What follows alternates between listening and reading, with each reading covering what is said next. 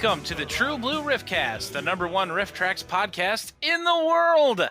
I am Jeremy, and I am joined, as always, by... Hey everybody, I'm Dave, the #1 RiffTrax fan in the world. Not Jeremy, it's me. It's me. We are joined by a very special guest. We have the senior comedy engineer for RiffTrax, Erik Peterson. Hello, I'm the #1 senior comedy engineer at RiffTrax, just FYI. Yes. How many other comedy engineers are there at RiffTrax, Erik? There's 2, but I was the first, So he's more important. Yeah. Well, I mean, you've been around for quite a while, so I would imagine that you're the first. Exactly. Yeah, I was the first outside employee that they hired. So yeah, I think I've got some street cred. Yeah. And that was our theme song, Rock Till You Die, by Songwriter X and the Skeleton Band. Make sure you head over to YouTube and you can check out the full version of that song or any of their other music that they have. Or, of course, you can just click on the link in the episode description. Do they have CDs or an album that we can buy from them? What's a CD? On iTunes? What's this? Yeah, they all of their music is available on Amazon and Google and stuff like that too. So Erik, you are as old as I am, so I know that I know that you know what a CD is. Okay. Yeah, you got me there. That's okay. Jeremy is older than both of us. Yeah, I am a little bit, not by too much. That just means you've got that experience. Yeah, I've got more experience in whatever. Not anything that does any good in my day-to-day life, but that's pretty much true for everybody at this point. So, hey guys, I'm in kind of a pickle here, and I was wondering how to get your advice.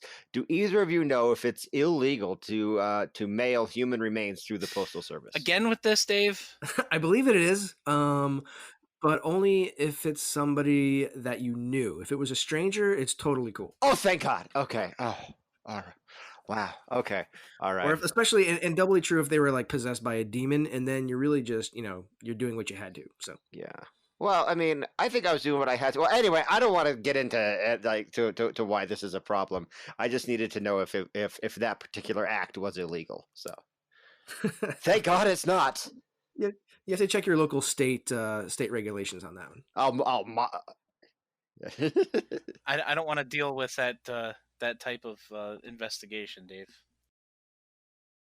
Yeah, let's take a look at the weekend box office. Joker, #1 movie again, raking in $55 million. The Addams Family opening with just over $30 million. Gemini Man coming in at #3, and Abominable and Downton Abbey is still in the top 5 somehow. That's still that boggles my mind that that's a movie. Yeah, I thought they were done. I was amazed it was popular as a TV show. I mean, I think I watched 20 minutes of an episode, and that was it. I know that it's British. That is true. And that's it. Yeah. That's That's the extent of my knowledge too, Dave. I didn't watch anything. They have servants. Yeah. Fancy. They live in a fancy house. Right. It may or may not be in the 19th century because once you go into England, you're officially in the 19th century. I mean, that's what TV and movies has taught me, that all of England exists in 1895. And they're either very rich or they're a villain of some kind. Oh, or they're blimey, and they're just filthy, filthy poor.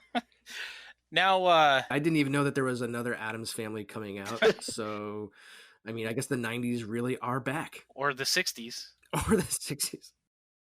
How old are you, Jeremy? I'm only 41, Erik. Come on. It depends on if you prefer John Aston or what's his name? M. Bison. Raul Julia? Yeah, Raul Julia. I mean, come on though. Christopher Lloyd as Uncle Fester. That was an inspired choice. Yeah. Right. Well, it wasn't even really Uncle Fester though, except for that it was. True. Anyway, Yeah. Spoiler alert. Oh, man. Yeah. Come on. How many people have not seen that movie, David? Come on. Be considerate. Yeah. I apologize, everybody out there who has not seen the Addams Family. Who has not seen the Addams Family from 1991? In 30 years, yeah. Yeah, almost 30 years. God, would you stop doing that, Dave? Or 60 years if you're Jeremy. Yeah. Do. If you're an old man like me. Sorry, back from the edit. He's fitting in nicely, folks. Yes. He already knows the rules. Since we have a special guest today, I figured we'd take the time to ask a few questions that were sent in by some fellow RiffTrax fans. Do we have to? Well, it's only a couple. Okay. This first one, I didn't even know that. I didn't even know that this had happened. So just well, it's because you don't pay attention on Twitter anymore, Dave. What live show did you enjoy the most? Oh, is this like a psychological evaluation? What's going on here? You're haunting me. Which one did I enjoy the most? Oh, that's a really good question. I would have to say Anaconda. It's one that it was the first one that my parents got to come out to and watch with me in the audience. It was a lot of fun for that reason. You know, we were in was it North Carolina, one of the Carolinas, and you know, they hadn't ever gotten to attend a live show. They have seen all of them from their hometown in upstate New York. They go to the Crossgates Mall in Albany. And shout out to Crossgates.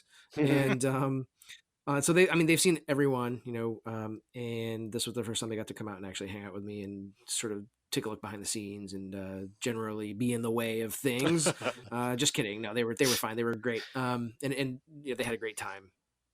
So yeah, I would say Anaconda, which is ironic because not a lot of people saw that one. So you know, what's your problem, everyone? I saw part of it. Yeah, it was great. Uh, Well, that counts. Yeah, well, no, my that one was like my least favorite experience with RiffTrax Live. It's got nothing to do with RiffTrax, just that my theater bungled the presentation quite badly. And here we are 5 years later, and I'm still really mad about it. No, as you should be, and you should make sure to remind them every time that you know 5 years ago this happened. Because yeah, that's the weird thing is just how what a lot of people don't realize is that movies nowadays are they're all automated. You know, the entire thing, the lights, the show, everything except for the people running the concessions, it's all run by computers in the projection room. There's no human being back there now. So except for RiffTrax shows, because ours are live broadcasts, they have to go through a different sort of pipeline, and that requires a person to press a button, and it's very difficult sometimes. But also with satellites, you know, I mean, satellite technology hasn't exactly gotten better in the last 50 years. So, yeah, a lot can happen, and a lot usually does. And hey, Dave, at least your theater showed that. Yeah, I was about to bring this up. Do you want to know who is very, very, he lets his theater chain know when something goes wrong with RiffTrax Live? It's Jeremy Pluta. That guy. I know. Yeah. It's Eric. Eric knows all about this because I definitely talked to him about it. Yes, he did. Like he's got anything to do with it. I know. It's all my fault, Jeremy. I didn't have the heart to tell you. I knew it. Yeah, they're not playing in the entire state of Michigan because they don't want you to see it. Exactly. They have a vendetta against Jeremy. They've got signs up. Screw Jeremy. Yeah. No, but yeah, I tried really hard, and I know we did fix at least one issue with like the first show. But I mean, you know, apparently, like here's the thing: is the theaters can do whatever they want. You know, there's like this weird chain of communication that we go down through, and yeah, your theaters, your entire chain that's there was just like, huh, what? We didn't. I mean, they tell us one thing, then they tell you another thing, and then it's like, who, you know, sometimes it's just all we can do is tell them what you're being told, and then we go back to Fathom Events and say, hey, you know, we've got these fans that are saying that Goodrich is saying that it's your fault, and then you're saying it's, you know, something else. So long story short, I mean, they sort of have the ultimate veto power, right? I mean, here's a funny story. When I was living in San Diego, we had the opportunity to, as usual, go to the theaters, you know, with comp passes from Fathom and go and attend the show in San Diego. And normally they would designate the theaters that we choose as a VIP theater, which basically means that they'll have people at Fathom will be sort of monitoring social media feeds and ticket, you know, support lines and things like that. So if something does go wrong, like if we get inclement weather, they can have somebody there to sort of respond to it and sort of do damage control or what have you.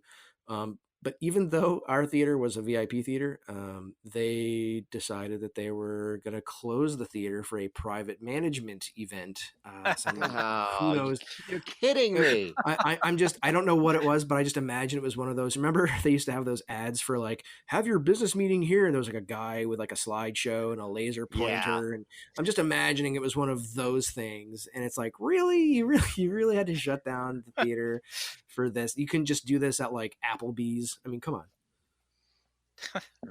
Yeah, I don't know who would actually want to hold a meeting in a movie theater like that. No. I mean, if you're trying to really make an impact, like, yeah, I'm going to show these guys that we deserve this $1 million contract. And That's one hell of a PowerPoint presentation that you need a movie theater. It's in 3D. That's like James Wen style level of like PowerPoint presentations. I had to swallow my pride to make that joke. I hope you're all proud of me. Yes, nice. Very much so, Dave. Oh, was I supposed to listen to the previous podcast episodes to get all the callbacks? Because, sorry. Well, we kind of operate like RiffTrax. We do a lot of callbacks, previous episodes. Okay, no, I'm good. Dave, and James don't get along very well. He knows. I'm sure he's familiar with it too. We've got stories which I cannot reveal, but look for our upcoming tell-all memoir, RiffTrax in Through Time. No, I don't know. I would read it. I would too. Let's see. Our next question here: how and why did you start baking, and what is your favorite thing to bake? The hell? Oh yeah. I started getting into baking recently. Like last year or earlier this year. It's kind of been flying by, but. Well, Peter Hunter, our social marketing guy, he's also a much more experienced baker than I am, and I think he kind of helped nurture this idea a little bit, just because he'd be posting things to his Instagram, the gram as we call it, and of these delicious like breads and rolls and pretzels and things like that. And my wife and I, we watch a lot of reality TV. I'm sad to say, not so much anymore, but a lot of cooking shows and baking shows. And of course, the Great British Bake Off was really big for a while, still kind of is. But watching some people that it's like, really, these people can bake. Why can't I? I'm going to give it a shot. Once I sort of realized, not that it's easy, right, but it's at least straightforward enough that you can follow the formula, you follow the steps, you weigh everything as precisely as you can, and if you can control all the variables, which me being kind of a logical minded sort of creative person, thought that was sort of a perfect outlet for me to sort of be creative but still sort of be rigid in the approach. That spoke to me. And so I was like, I'll give it a shot. And I started off with some no-knead breads and eventually got into doing overnight bulk fermentations. And I'm still working on doing like a sourdough starter and some levain or poolish or big, some of these pre-ferments that are kind of really give you crazy flavor. That's next. But as far as favorite things for me to bake, I mean, I haven't really branched out too far yet, but I would have to say I've got these chocolate chip cookies that I made that are just insane. I've made them a bunch of times and they're just, they're like my favorite thing. Once I realized, because I'm a severe chocoholic, so once I realized I can have chocolate chip cookies whenever I want, I was like, okay, that's game over. Yeah. Have you made any cheese puffs? I have not, but I should. Well, the trouble is finding top-notch ingredients. Yeah, that's right. That's true. Yeah. You should just get them catered. Yeah, that's true. I'll have to look up some catering businesses. So the caterer could send her kids to college or something dumb. I don't know. Get a bigger house, better kitchen. Well, I mean, we did just buy a new house, and I've yet to make it smell like waffles. So that's gonna have to happen. We'll do one more question for you, then we'll get moving on here. Okay. If you can only have 3 RiffTrax movies and 1 short to watch for the rest of your life, what would they be? Hold on, wait a minute, Eric, before you answer. So is he just watching, is it like a desert island situation where he has nothing else? Like this is the only media he can consume? Yeah. And it's just going to be these 3 riffs and a short? Yep. Okay. That's it. Yeah, you're hosed. Wow. You are screwed. That's I don't I don't know what I kind of want to know what I did to deserve this sort of outcome in my life. Like, which You are screwed, Erik Peterson. man. You can ask Margot because she's the one who gave you this. I knew it. That does sound like a This Margot ultimatum question. here. Thanks, Margot. Love ya. Well, the short I can answer really easily. That would be Fun in Balloon Land. I just that like that movie sort of broke my brain, and I love it so much. And I just as far as movie riffs go, another great question, or a great, well, it's the same great question. It's really two questions when you think about it. No, man, I would have to say, Star Games. I know I've talked about that one with people before, but I cannot get it. Brian, I cannot. Brian. I just love it's absolutely bad. Oh, can we swear on this podcast? We absolutely can. Yes. Okay. Yes. Heck I use the Bill's ice cream bunny laugh as the nice, censor noise. excellent. Welcome back from the edit, everybody. No, I'm just kidding. That's a joke. That's inside joke. That's inside baseball. Yeah, no, Star Games is amazing. I think Cyborg Cop 2 is another one that I laughed myself sick when I watched that. I mean, just amazing. And let's see, a third one. Ooh, I'm gonna have to go with You're the Hunter from the Future. Wow. That was like, I saw that one when, like, before we had actually riffed it. I saw that years ago and was like, this would be perfect for us to do. And when we finally did it, it was just, it was worth the wait. That's gonna be that's gonna be a big contender for Riff of the Year. It was the first Riff of this year, and I think it's probably going to be a big contender for Riff of the Year. Honestly, it's a really good one. Yeah. Can we talk about how bad the theme song is for that for a second? Oh man, yours world, he's the man. It's classic. I think we actually put the actual theme song in the episode where we were going over the first half of the year in review, and we got to did that. we? Yeah. Either that or I linked it in the description, but I know that the theme song is there. Let's play a little clip just so people can, get a little taste. Here we go.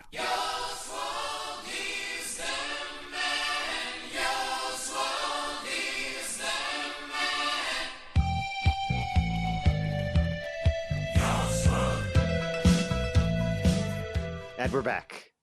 Yeah. There. I'm directing your show now for you, James. So that's the terrible theme song there. Yeah. from yours. I especially like the part where it goes, my own robot, my lady. Oh God. I think you're getting your riffs confused here. Oh dang! So we're not talking about Swamp of the Ravens? Not We are now. Oh, again. We did that once, and that was enough, Dave. Yeah. It's my fault. It is my fault because I'm the one that chose that because I wanted to do a deep cut, and That is a very deep cut. I forgot how crazy Swamp of the Ravens was. I was like, what? No, it's bonkers. It's really bonkers. So let's move on right now from the Q&A section to our short reviews of RiffTrax shorts. Yes. So for today's short review of RiffTrax shorts, we're going to be taking a look at Kittens, Birth and Growth, released April 29th, 2010. And Dave, you did not own this one, right? I didn't. I had to go and buy this one. I actually watched it right before we started this podcast. No kidding. No joke. Yeah, this is a very 50s look at the birth and extremely early life cycle of kittens. We have our two kids and their mother and father, and they have their little cat, and she's pregnant. And they're excitedly awaiting to see the They don't babies talk about come how out. that happened. No, of course not. You can't talk about that. Are you kidding me? This is the 50s. It's wholesome and pure. Yeah. We don't They talk didn't about have- those yeah. disgusting, vile acts, Dave. What was I thinking? Anyway. Of course, they don't actually show the kittens being born. I mean, they kind of get around it by having them just kind of appear there behind the cat, and Just like it's very 101 sanitized. Dalmatians, yeah. Yeah, except they don't have to bring one of them back to life. Then we get to see the first few weeks of the kitten's life as they go from these little tiny wet creatures to meowling little balls of fur, checking everything out and trying to figure out how to use the litter box. And then they get shoved off into a cat carrier and carried off by the kids to be given away to their friends. Poor kitties. I mean, it was a pretty straightforward short. It wasn't there wasn't anything super crazy going on in this one, unlike some of these other ones that we get from the same time. Yeah, like a lot of the ones we've been doing lately, they've just been like insane. Like this one wasn't. Eric, what was the short that they did right before the latest live show? What was it called? Adventures in Telezonia or something. Telezonia, yep. Yeah, this is definitely not that. Nope, it's Which, hey, I'll finally be able to watch that one because Giant Spider Oh, Invasion that's Live right. Show VOD comes out on Friday. That's correct. Yeah, you'll be able to Yeah. see that insanity finally. I'm very excited for the whole thing because it's the only live show that I didn't actually get to watch this year. well. But thankfully, all three of them are VODs. So We'll just remind your theater about that. yeah, But no, I'll send him a tweet Yeah. and get some sarcasm back. oh my god, yeah, that was yeah, wow, that was definitely an interesting choice by their social media person. But yeah, no, I think my favorite part of Kitten's birth and growth is just the one cat just sort of like licking itself and just not really. I think it was the mom cat, if I remember correctly, just sort of, yeah, here I am, enjoy this, kids. Yep. But yeah, here's a confession. It's we have a lot of shorts about animals. I mean, we have a whole animals section. In fact, I'm looking at that product page right now, and Kitty Cleans Up is another suggestion here. Moose Baby, ooh, that's another good one for my. Oh, Moose good- Baby! Yeah, Moose Baby's great. What a classic Moose Baby! That's a good is. desert island riff. But so the animal shorts don't always do super well for us. Except for maybe Gregory the Skunk, and I think, which is the Little Lost Scent, and I think Moose Baby did okay because we really hyped it. That's a shame because Yeah, you did. there's yeah. some great animal shorts. Like you said, Moose Baby is outstanding. We have Hold on. behavior of semi-domesticated pigs in a pig park, Yeah, that one's good too. and But okay, so if animal riffs don't do well, what about Buffalo Rider? Buffalo Rider did really well. I think a lot of that probably had to do with the song "Guy on a Buffalo," but we didn't really draw any direct comparisons or any lines between the two. I just think it was one of those ones that the preview alone kind of sells it, in my opinion. Yeah, it really that does. That one's just got a lot going for it, so we didn't really have to do any work. But no, just I mean the shorts in general. Movies are okay. I mean, we've got some classics like Day of the Animals. That one. Yeah, you do. That one's amazing. And a talking cat's in there too. But so yeah, I mean, and Uninvited. But the movie versions, movies about animals tend to do okay. It's just the shorts. People just don't like animals, I guess. come on, people, step up your game. Now, I do have a question about one Yeah. other animal shorts. This is Hormel. Does that one do good? Oh, that one. Sorry. yeah. That one gets a lot of. There is one. Yeah. There's one that we even talked about on the podcast recently. I can't remember the name of it, where we actually get to see the birth of feral pigs, which is it's like and everyone is just like, oh my. That sounds intense. Yeah, that actually that's happened. the- Thanks to RiffTrax, I've now witnessed feral pigs being born. It's great. It's awesome. You are very welcome. See, we're here to entertain. Oh, I and wasn't inform. thanking you. oh. Okay. Well, you're welcome anyway. I mean, we're providing a valuable Thank you. service here. Thank you. Yeah, Kitten's Birth and Growth. Go check it out, guys. Again, we say this all the time. It's 99 It's cents. worth the $1. Go throw $1 at RiffTrax and buy. Welcome back from the edit, everybody. Yes. Yeah, buy an underappreciated animal short for 99 cents. And now we're going to move on from the shorts to the not so shorts. And we're going to take a look at our first VOD of the day, Graydon Clark classic, Uninvited. Is it a classic Now- though? Well, as far as Graydon Clark is concerned, I mean, Okay. Might I point out that if you are listening to this and you were listening last week and you're like, wait a minute, I thought we were going to do the listener poll with Voodoo Man and whatever the hell else we had on there. Since we had Erik on here, we didn't know if he was going to be on the podcast before we announced that. We decided to go ahead and forgo the listener poll. So we're going to go ahead and push that to the end of this episode. Yep. And hopefully I'll be able to remember which movies that we were going to put on the listener poll by then. But we're going to skip that for this one, and we're just going to go ahead and do that next week. Yeah. And in fact, you may see a theme coming together with Kittens, Birth and Growth, and now Uninvited. This is a cat themed episode here. Meow, meow, MFers. Meow, meow. So yeah, I'm not saying- Uninvited. This this movie.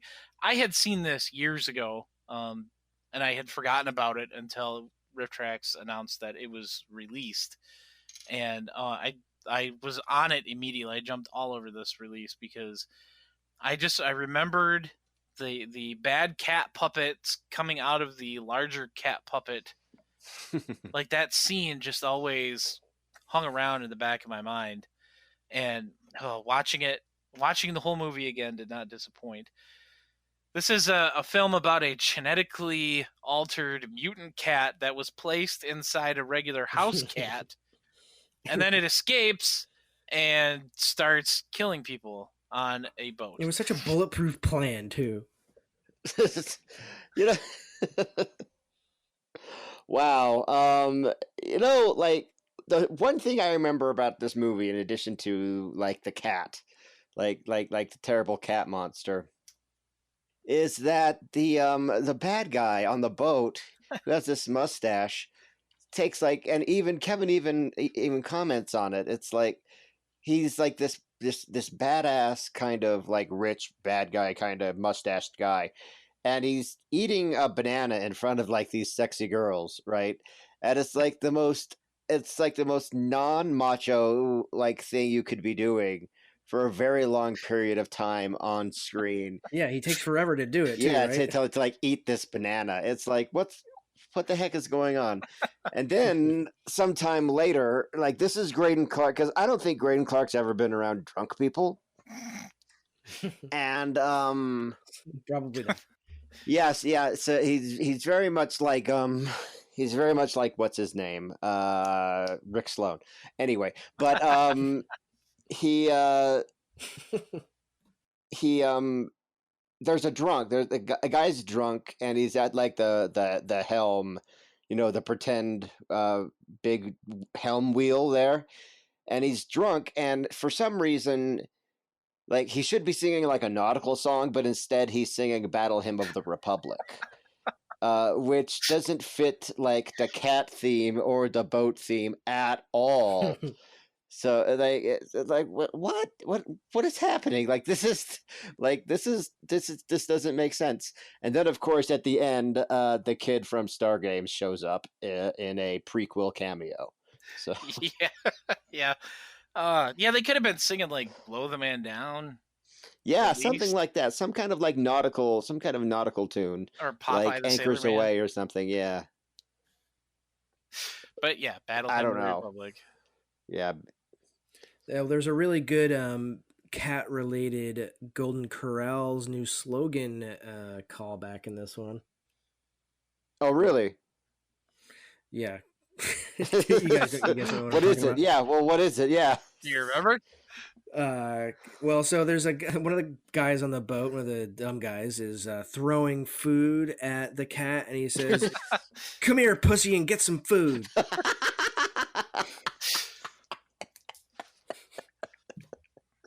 Golden Corral's new slogan. Oh my. Oh man. And so yeah, that Yeah, Bill that's, repeats I will line. never get tired of Golden Corral jokes. It's a good one. Was that Bill's line? Yeah. Yes. Yeah, next time you see that, tell him that he got a freaking like I almost choked to death. Okay. So Great. like you almost killed Dave Chadwick with one of your jokes, and you weren't even there.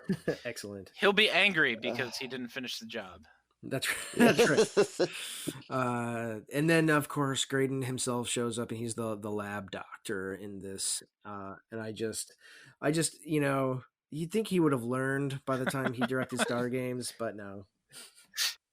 Well, here's the thing about Star Games. If we're going to talk about Star Games, and we are, because I just decided that we are, is that it's his craziest movie. Like in Star Games, like I mean, It is I bonkers. guess his movies just get crazier and crazier. And Star Games was his last movie. Yep. And what a swan song. Going out on top, just like George. yeah, and it has like both his kids in it, and it's just like it's that he's throwing like. You think you've recovered from the one insane thing you saw 2 minutes ago, okay? And Nope. and then, but no, you get smacked in the face with some other insane, crazy crap that you could not possibly see coming. Like chewing on the little golden triangles and spitting them on the bad guys. Yeah, that's right. Oh yeah, the neon barf, or like the dinosaur, or the just what. The clown, Happy the Clown. Did you know? Oh, fun fact: he was also the MC at Club Scum in Hobgoblins. Right, and he was also Happy the Clown. He was also a one of the agents from in the Matrix. He was that guy. What? He's the guy that played Jean-Claude Gosh Darn in one of the MST3K episodes. I forget which one. Future War, I think. That's it. Yeah. Okay. Oh, really? Wow. Yeah, that's the guy. So that guy has been around. I think that's him. I'm sure someone in the comments will correct me, but I'm pretty sure that's him. But yeah. Yeah. He was also the voice of Cosmo in the Fairy Odd Parents cartoon. Oh wow, that guy gets around. Yeah, he does. Well, I mean, yeah, take that guy with a career. Yeah. How dare you? Boo this man. How dare you do what you love? But I think Happy the Clown would have improved upon it Uninvited, personally. See, I'm trying to bring it back around, guys. Back around Uninvited. Well, here's the thing about Uninvited, and really just about RiffTrax in general in 2017. You look at the releases in 2017. You look at them, I think the first one was it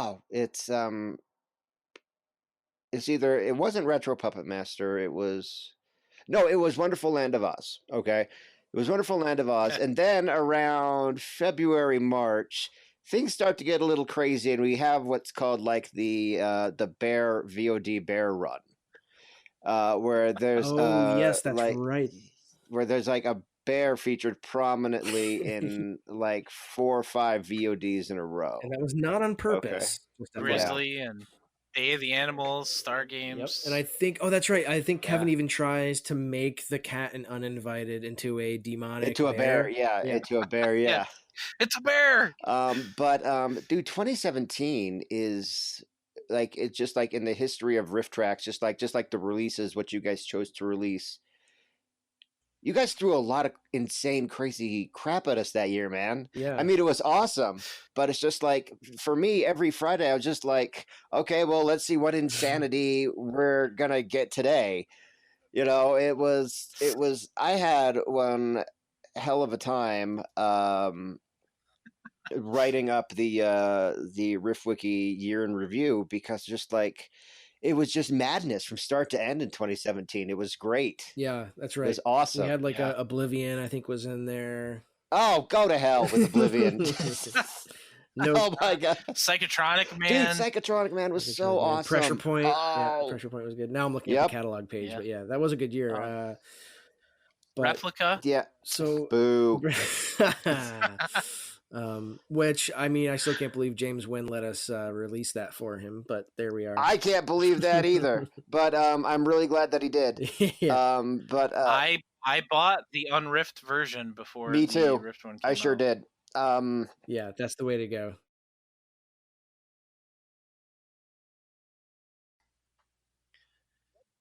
Welcome back from the edit, everybody. So Yeah, the mutant cat in this is great too because Right. sometimes it's smaller than the cat that it's inside. Sometimes it's bigger than the cat that it's inside, and every time it bites you, parts of you like burst, like almost like a zit. or like the stomachs that explode in contamination. Only not as gruesome. Yeah, I always love when, there's like a puppet version and then a full body version of a creature or something. It's like Alf or roller or Like where it's like Roller it's Gator. clearly the design is completely different, and that's my favorite part of any of those things.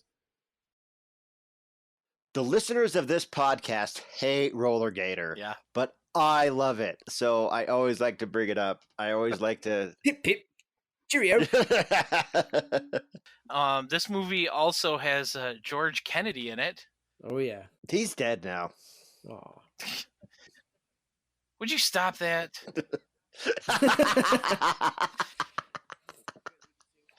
He does that to me every Good, time. we can say every whatever we time. want about him. Every time. Has he actually shuffled off this mortal coil? I think he has. Yeah, George Kennedy is. Actually, I mean, he was old in this, so I mean, I can only imagine. Yeah, 2016 he passed. Okay. That's fairly recent, actually. I will. I'll pour one out. Somebody in this movie that is not dead. Clu Gulager. Oh yeah, that's a great name. Yeah. And he's an American, if you can believe it. We were surprised to see that he was still alive. I was. Just because, he's old.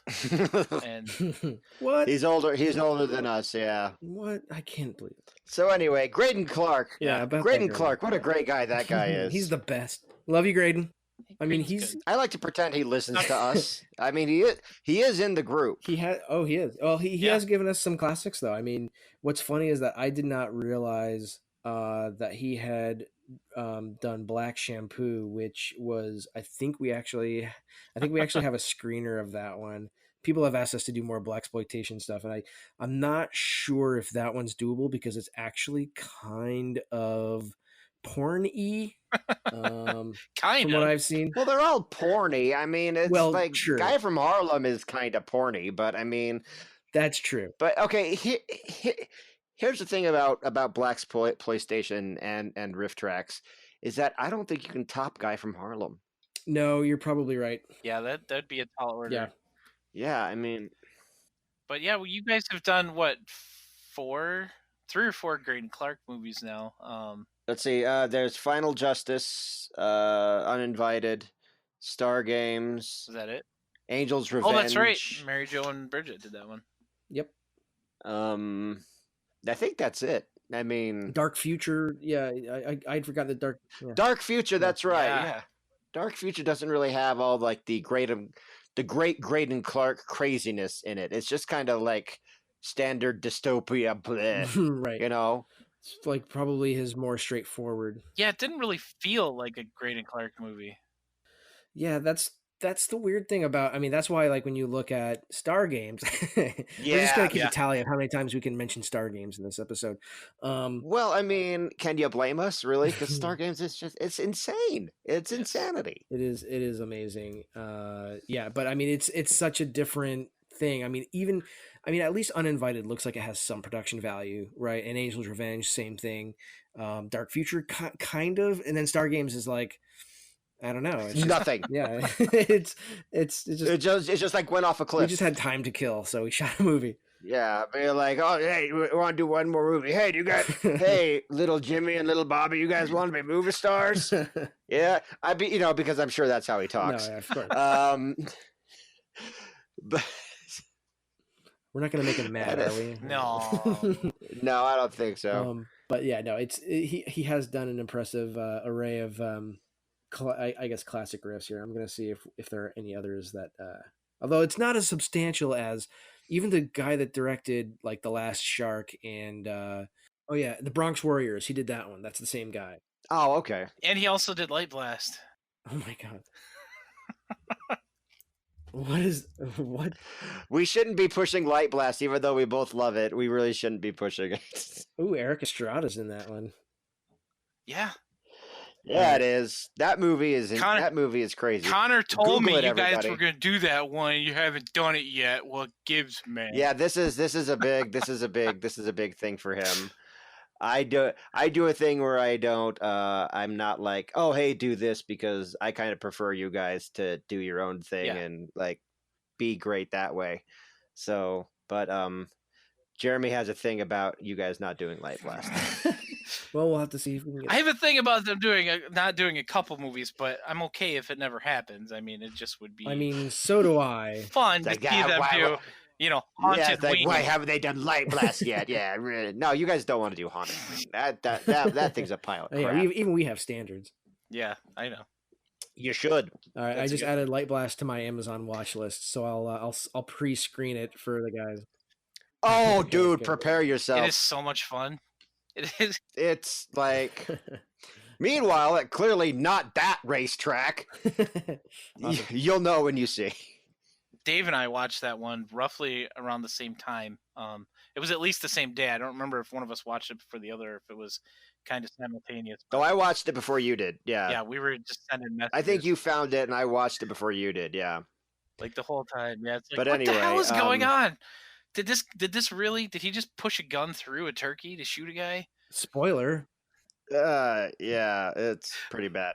Yeah, ruined the best. Yeah, it's in the trailer. Oh. It's only in the trailer. Yeah. Well, trailers have been spoiling things for years now. All right. Right. Yeah. All right. So anyway, I think that's all we have for Uninvited. So let's move on to our next cat feature, a talking cat. It's really a deep cut. No one's really nobody's seen heard it. of this one before. It's like, yeah, I mean, yeah. I don't think that's true. I think you're being sarcastic. What? A sarcastic Dave? What? Yes. It's Taro Bang Bang.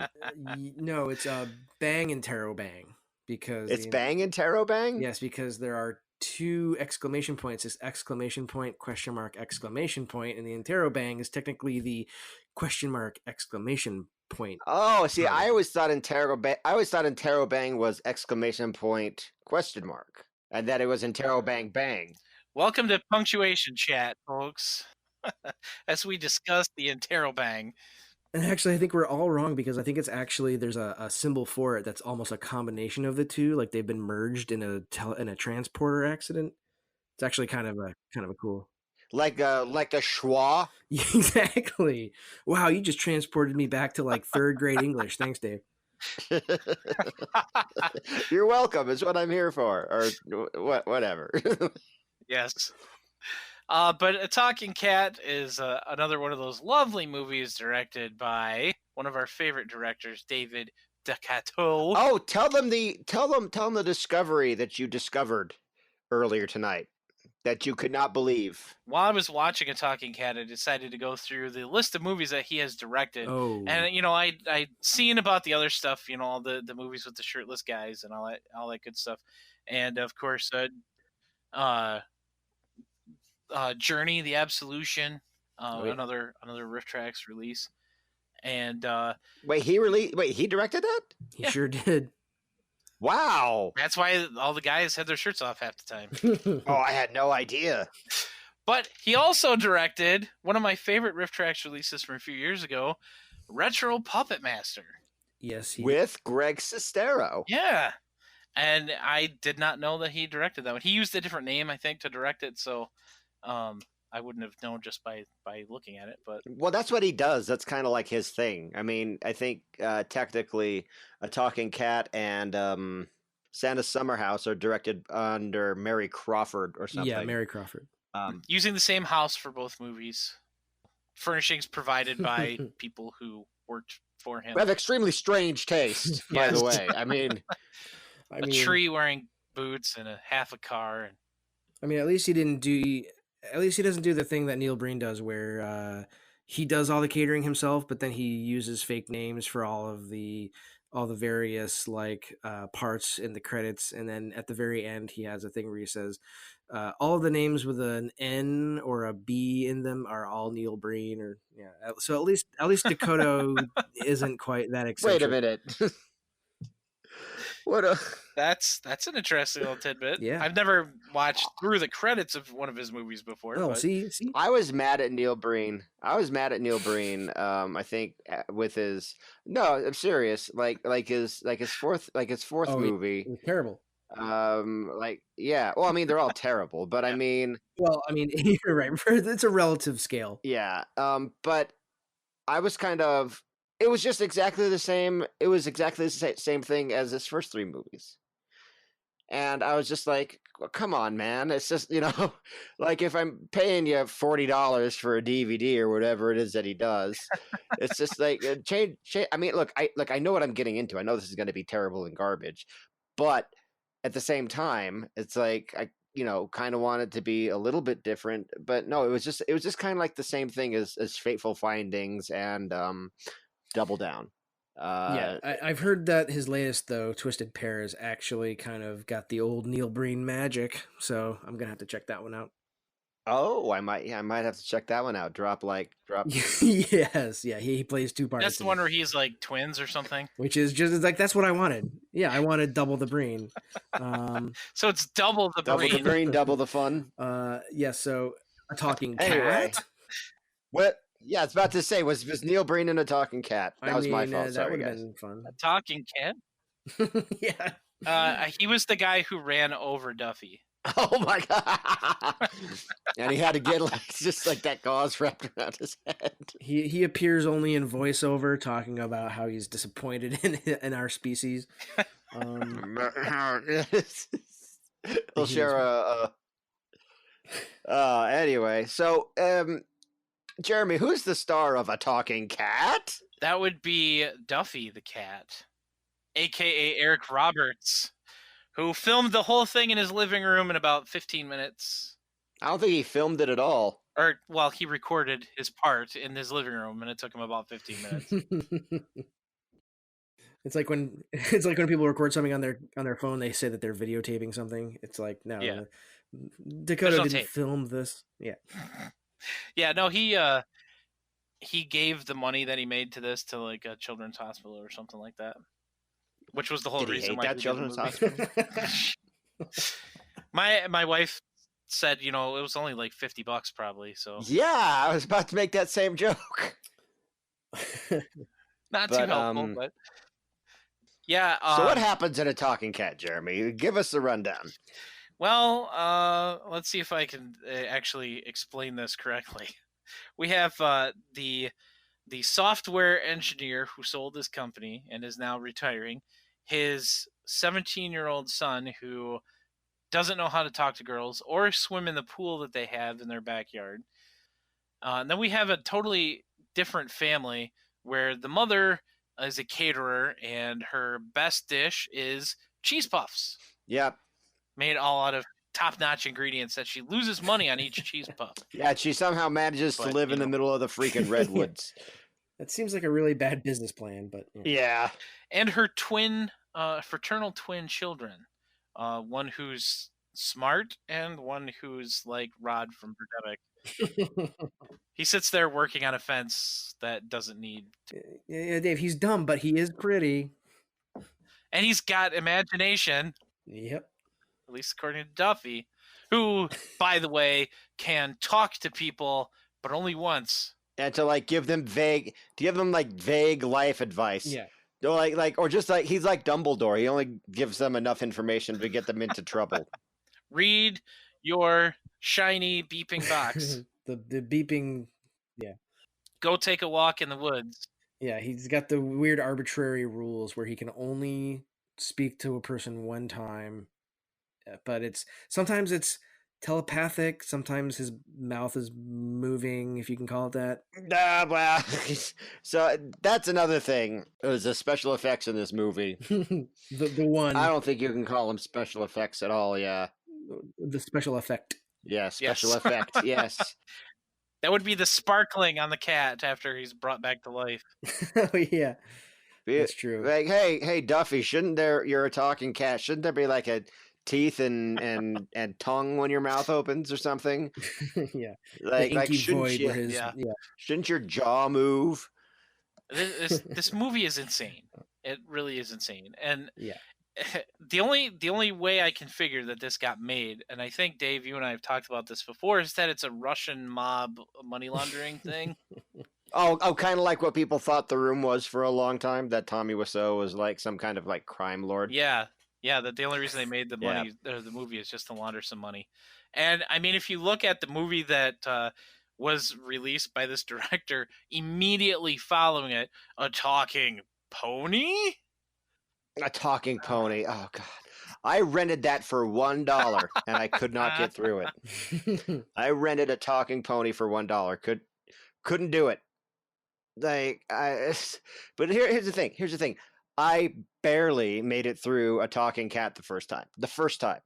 Like I was just like, "Oh my gosh, this is taking so long." But once it was over and we had that brilliant end piece by the RiffTrax house. Yes. That brilliant piece of comedy gold that I just wish would never ever end.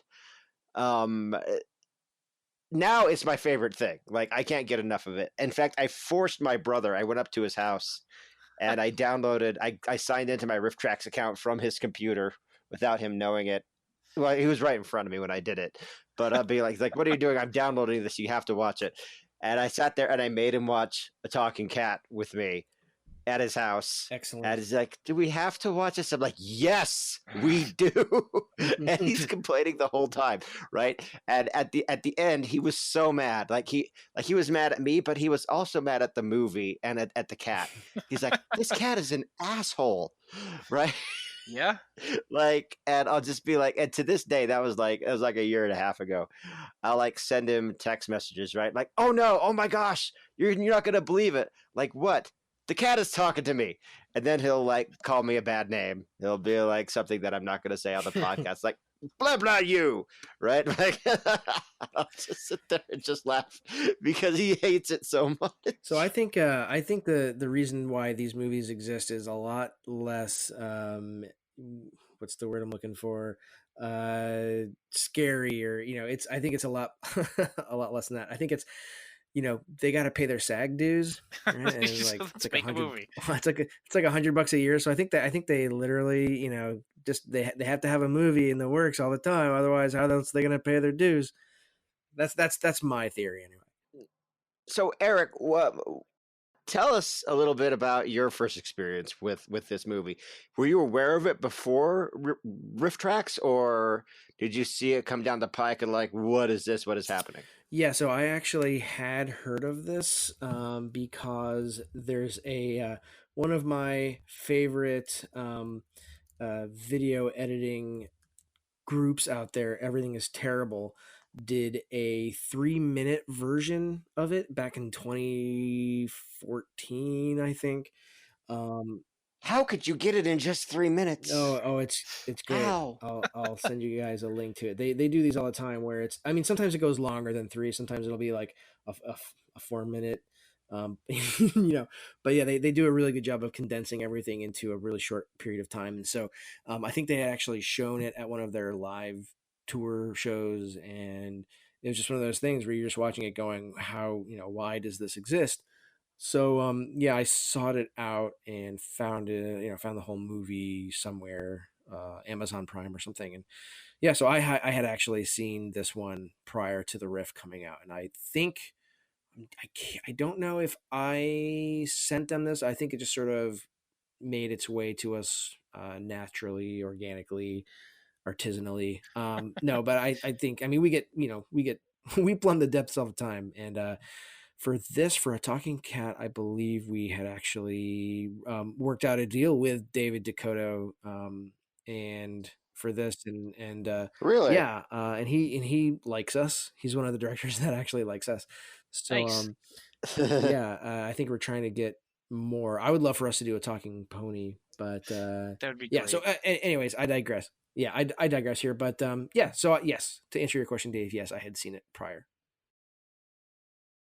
What did you think of it? I mean, Oh man, I loved it. Now that group you were talking about, they also did one of those for Baby Ghost, right? oh God. Yes, they did. That's why I know about that.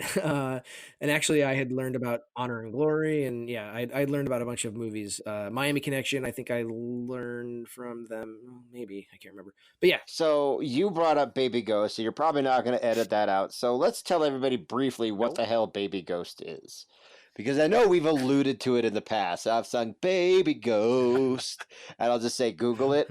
But what is Baby Ghost? And I'm particularly excited to talk about Baby Ghost for one reason.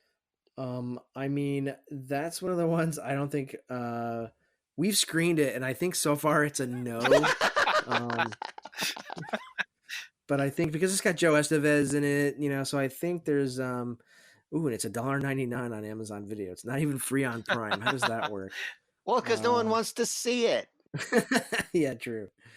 So according to IMDb, a hack photographer tries to help a group of people escape from a high-rise office building which is haunted by a mischief-making ghost. That's a baby. And also is written and directed by the writer and director of Roller Gator. Yeah. And you can tell many of the same sets were used from Roller Gator. So it's shocking. Yeah, I mean, I don't think it'll happen. I mean, you just heard it from the horse's mouth. Is probably a no, but it's just like the idea. Well, we're trying. Okay.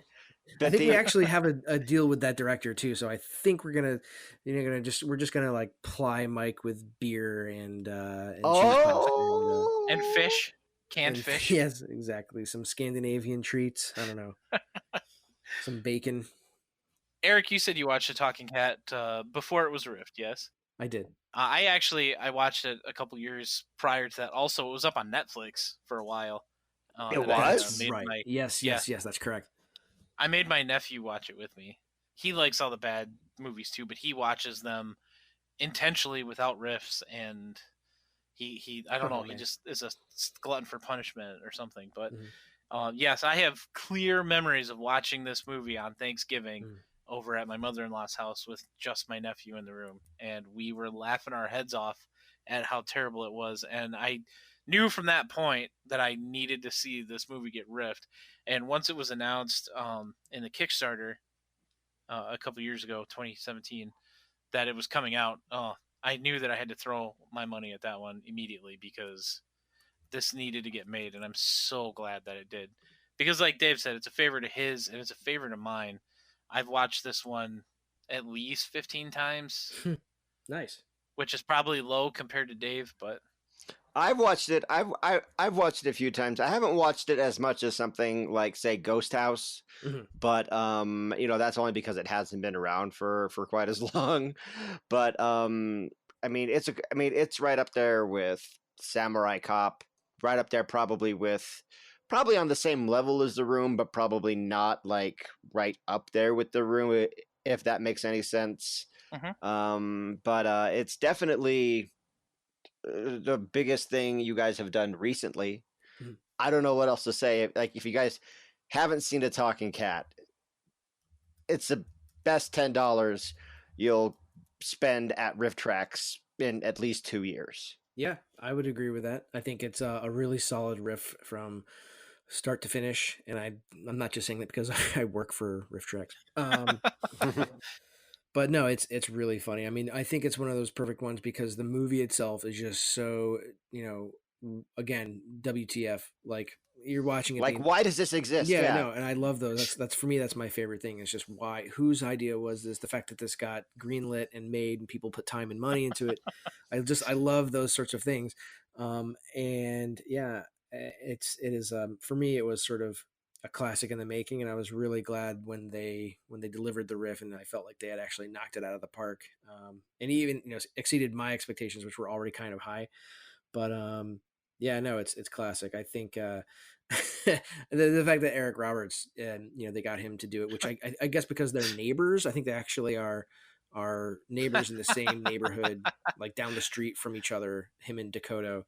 And so they know each other. Right? And he couldn't take a microphone to his house? Yeah, I think they actually did. Or they had him over and they, got him nice and lubricated and just had him read his lines, Just set a digital recorder on the coffee table and just have him go. Yeah, I know that's the best part is the fact that everything he says has like a room reverb. Yeah. Yeah, it sounds like he's on a speakerphone the whole time. Yeah. I think that, I don't have any jokes right now. So this was very poorly planned on my part, guys. But this is what it's supposed to sound like, and I'll just stop now. But Okay, yeah, well done. Don't forget the eating noises. oh yeah, nom Nom, nom nom, nom nom, nom nom. Yeah, because cats think nom nom nom nom nom nom while they're eating. Right. Lunch He meat was, and milk. yeah, he was probably thinking that, not saying it, which is another. Yeah, I think we're putting more thought into this than they did. Yeah, that is any thought at all. Yeah, it's such a bizarre, weird movie, and it's wonderful, and the riff is great. And like Eric said, from start to finish, and it's literally from the start of the movie all the way until the movie ends, the end of the credits, because as Dave mentioned, there's the whole RiffTrax house thing, and they just keep the bit going, and Bill is just so committed to it, and I love it. All the times that he asks Kevin if his house smells like waffles. Does your house always smell like waffles? Like, I didn't burn waffles in here. Just like all three of them. I kind of wish they would do more of this kind of stuff of like the post-credit, not post-credit, but just like the credit. Right, riffing on the credits. Yeah. Oh yeah, like Twilight, Breaking Dawn Part 1. I always go back to because that's tied with House on Haunted Hill as my favorite riff of all time. All I have to do is just even think about the credits riff during that one, and I just like a smile comes over my face, and I'm just like, oh yeah, the world is an amazing place to be because that exists.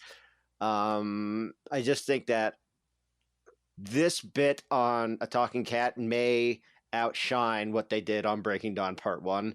I just wish that they would do like more of that, because it's always, I mean, it's good that it's rare because it keeps it fresh, and like you don't have a bunch of kind of like lame ones, but this one was especially really, really good, I think.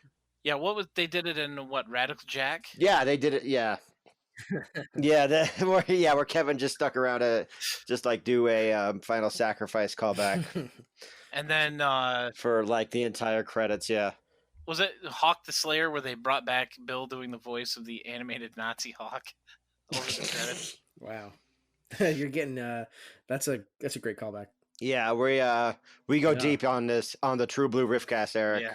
This is the kind of stuff that we do. That's what happens when you have the two biggest fans of RiffTrax in one place, blabbering on for an hour.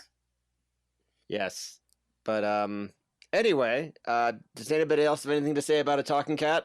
I mean, not really. We did provide a recipe for cheese puffs as well on Beck on Drip, which is now on Patreon. Yeah. So if you really want to have that immersive experience, make some waffles so it smells like waffles at the beginning, and then later on you can make cheese puffs. That's and I mean, if you have not yet, go join the Patreon at patreon.com/RiffTrax. As of this recording, the founding status is done. Correct? Well, we actually we're gonna extend it for like maybe a week, just because the email that's been going out this weekend, like people are still getting it, and so I'm not sure how the timing. It's funny because we announced it prior. I think it went out on an e-blast, but this weekend we put out a bigger push, and so we just want to make sure everybody has enough time to get that. Yeah, we've been mentioning it pretty much every week since you guys launched on there. Sweet, thank you. Yeah, but hey, another week. That's good. So that's outstanding. Yeah. So if you've been slacking, I don't think anybody in this audience is slacking on that. But if you are, you know who you are. Feel bad, and go to patreon.com/RiffTrax and become a A Just RiffTraxian. Traxian. Yes, exactly. Yes. Traxian. We thought about RiffTraxian, but it's almost just one syllable too many. We're not fans of syllables around these parts. Yeah, we hate syllables. We don't have any time at all. I've been saying RiffTraxians for years, but that's just me. So That's fine. I think that's more of a global term, whereas Traxian we thought was just a little more specific. But no, it's so far so good. I think Patreon's really awesome. They've done some really cool things behind the scenes with just the whole mechanism for keeping in touch with fans, and the commenting system's really cool. We just also made it so that we have a team account. So Mike, Kevin, and Bill will hopefully pop in from time to time and actually be responding to comments and posting things kind of on their own time. That way, because up nice. until now, we've kind of just that is been. nice. I've been kind of driving it, like Peter and I have been driving Drip and driving Patreon, and it's taken a lot of work. But I think now that we have this ability to sort of, especially since Mike and Connor have their own Patreon already, and Bill has a Patreon, it's like just hop on over to the RiffTrax one, you guys. When you're doing your thing and say hi. But no, it's super cool, and Patreon's been really responsive to us, and they love having us there. It turns out there's actually a bunch of fans on there. So anytime our Patreon liaison Ashley would talk about it in their Slack, she'd get a bunch of responses where people just being like, "Holy shit, I can't believe RiffTrax is here!" We're super stoked. So they're probably subscribers now too. Nice. That's cool. That's awesome. Real quick before we get out of here, we mentioned earlier in the episode that we were going to be delaying the listener poll for a week, and we will be putting that back up again this week. Our 3 movies are going to be Voodoo Man, The House on Sorority Row, and Ruby. So make sure you're looking for that on Twitter and on the True Blue RiffTrax group and the regular RiffTrax fan group on Facebook later this week. Thank you so much for joining us, Erik. Hey, thanks for having me. It was a lot of fun. Yes, I agree. It's been great talking to you for this past hour. Wow, yeah, this is probably the longest episode we've done. Well, yeah, I mean, we have to. We have Erik here. We have to. That's right. Well, and we had to talk about Star Games. Yeah, we got to talk about Star Games on our kitty themed podcast. Hey, I'm always here to talk about Star Games. Very happy to do it. But yeah, no, anytime. We'll be glad to come back. Cool. Well, we'll take you up on that, I'm sure. That's going to wrap us up this week, folks. I'm Jeremy. You can find me at pbandawesome.com. You can follow me on Facebook, Twitter, or YouTube at pbandawesome.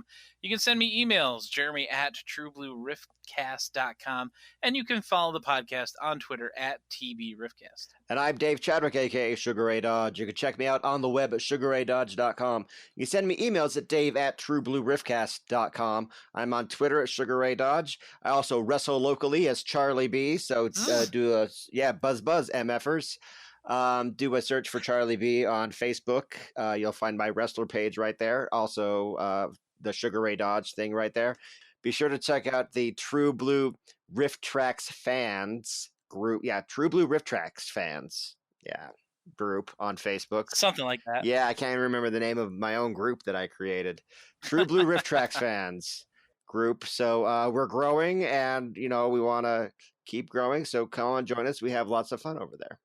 I'm at Torgo's Pizza on Twitter, and chances are, if you're listening to this, we've probably written emails back and forth in the support queue. It's either myself or Nick, or Peter or Jamie, but usually it's Nick and myself answering those tickets. So I'll see you around the queue. Yeah, don't forget October 18th, Giant Spider Invasion live show VOD will be available at rifftrax.com.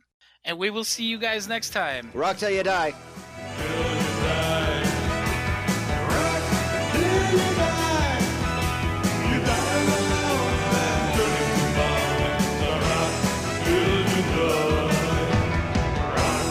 till you die.